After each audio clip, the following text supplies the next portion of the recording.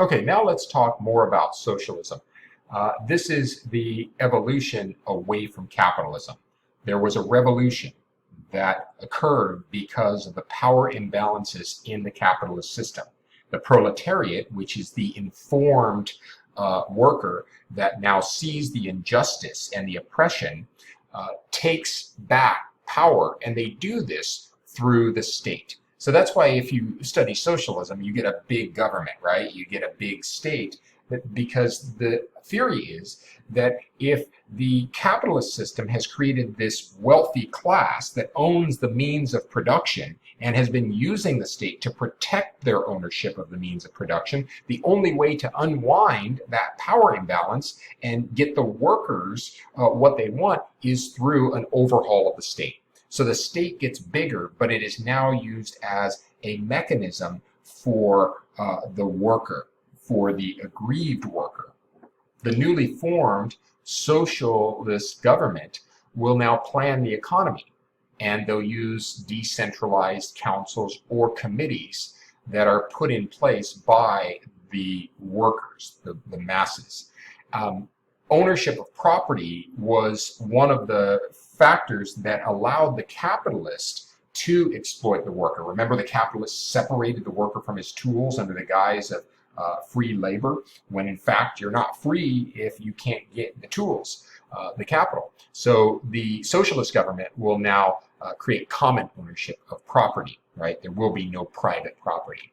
Money and profits will be abolished and replaced with labor vouchers to incentivize effort.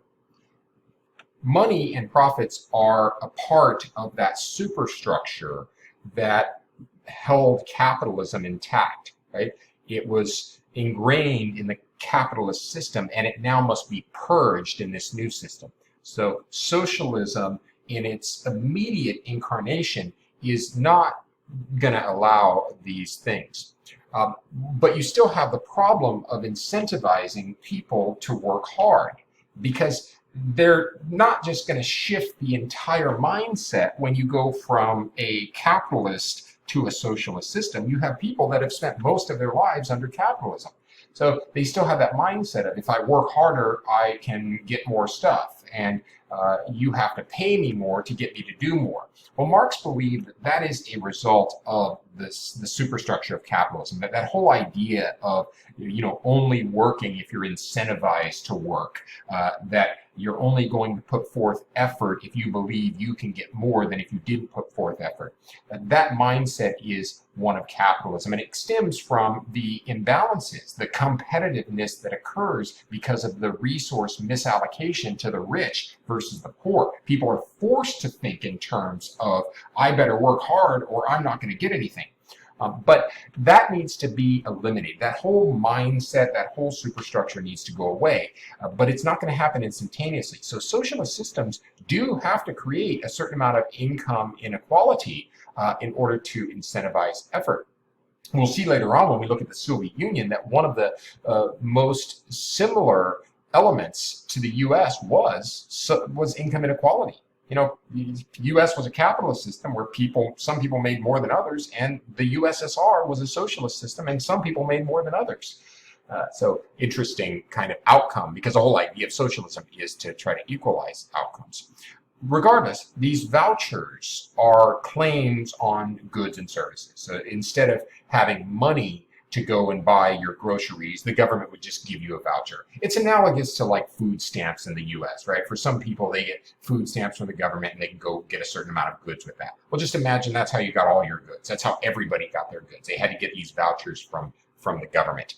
And some people would get more vouchers than others. So if you were a hard worker or you met quotas and so forth, then they might give you more. They might give you bonuses by getting you more vouchers, more access to goods. So you haven't eliminated that claim on material wealth for some people over others, but you're trying to create a system that will eventually get rid of that need to incentivize people. So according to Marx, if you do this, right, you have the proletariat take over the state, decentralize committees, and common ownership of property, get rid of all the superstructure of capitalism over time, then eventually you actually won't need the state. And at that point, you will have moved to the highest order economic system which for him is communism. And we don't have a picture of communism, right? So I don't know what it looks like, but some people that are proponents of this ideal will say it's utopia. It's a system where there are no classes, there's no social hierarchy, there is no state, it's global, there's no property. All goods are freely available to anyone who desire to consume and enjoy them. Common ownership of property. Marx was famous for saying, from each according to ability, to each according to need. One of the misperceptions I think that people have about communism is that it has the material abundance of the previous economic systems. It probably doesn't. Most likely it's analogous to primitive communalism, where people don't have the desire for material things. They don't need to accumulate things. Now, that's not to say that we wouldn't be more productive than 50,000 years ago. We would. We've learned a lot of better ways to make things.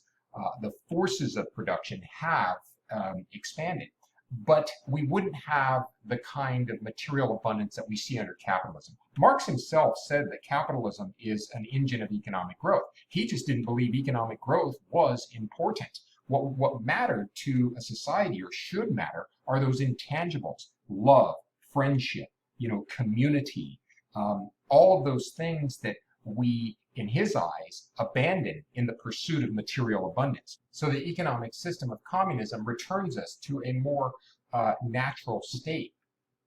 It's a return to what he would consider normalcy.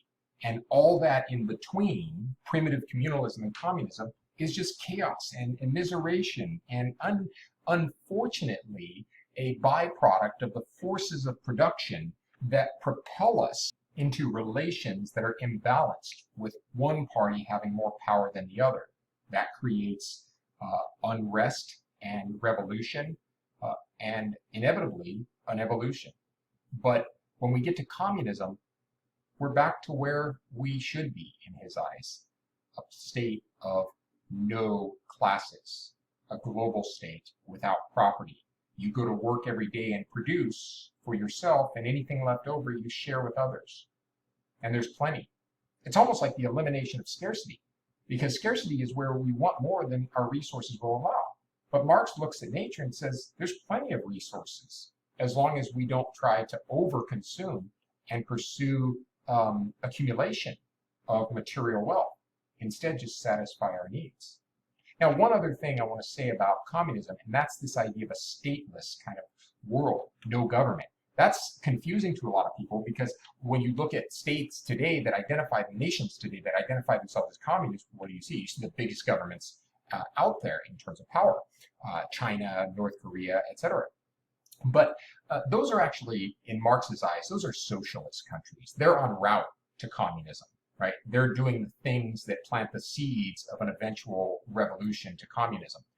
But communism, you can call a duck a pig, but it's still a duck. And communism only exists when you've went through the evolution past socialism, and there's no state. So really, communism has never existed in the world, and doesn't exist today in Marxist perspective. But no state? Well, remember, the state didn't exist in primitive communalism either. It wasn't necessary. But it starts to emerge under slavery to protect and coerce the slaves on behalf of the masters. It exists in feudalism to contain the serfs and make sure they're paying their rent. Again, force, coercion to get them to align with the kingdom's best interest. And then it exists in capitalism to perpetuate the power of the capitalist, perpetuate the property rights, and keep the capitalist in control of the worker. It exists in socialism because it must be used to now rebalance the power away from the capitalists, take away their property, take away their stuff, and distribute it more equitably among the masses. But it doesn't exist in communism because there are no longer any conflicts. There are no longer any imbalances in power. There is no reason to fight, and there is no need to coerce. So that's why it's stateless. Again, it sounds really good to a lot of people. That's why communists are still out there today. It's a religion almost in the eyes of many, even if we're not there, they see it as inevitable. I think what makes it particularly attractive is it does give you a utopia. It gives you a world that's free of crime, free of distress, free of war, something that non-Marxists haven't been able to achieve.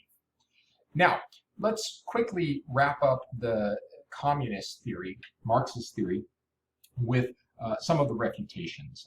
There's many, and we will adjudicate them as we progress. But for now, the biggest contention against Marxism is that initial assumption he makes that the value of a product only comes from labor.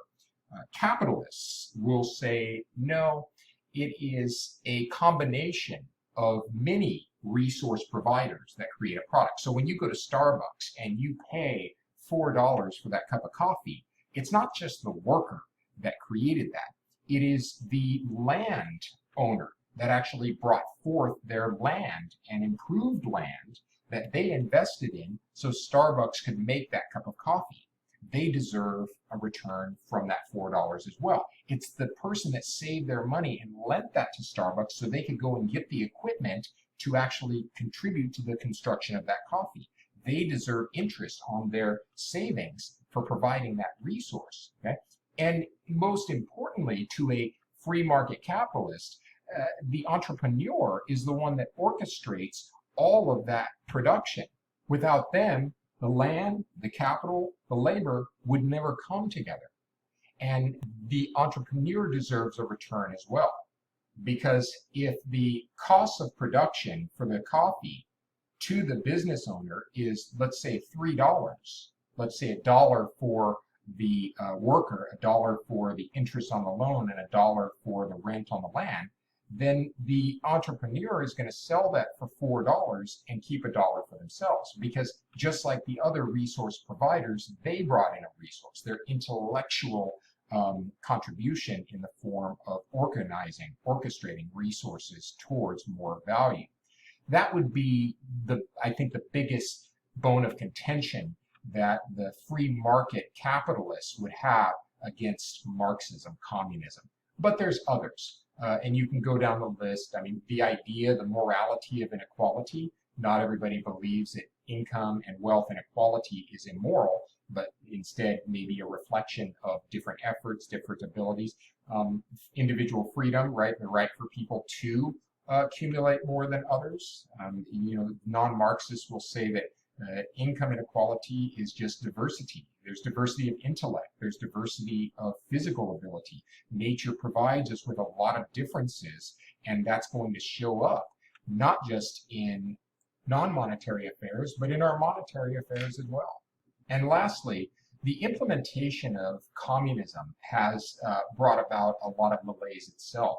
And some argue that Marx would not have supported this. For example, if you look at the socialist movements, the Bolshevik Revolution that brought about the Soviet Union and the Cuban revolutions, North Korea, you have extraordinary, disproportionate allocation of power to a handful of people that often use that power in a way that is detrimental to the masses. So it becomes just a different source of power than what we would see under capitalism. The politicians garner power at the expense of the mass of people, rather than the bourgeoisie accumulating power at the expense of the mass of workers. But in both cases, it would be objectionable to Marx. Okay, that's it for this video. We will pick up in the next one talking about how economic evolution occurred after Marx and some of those theories. All right, thanks.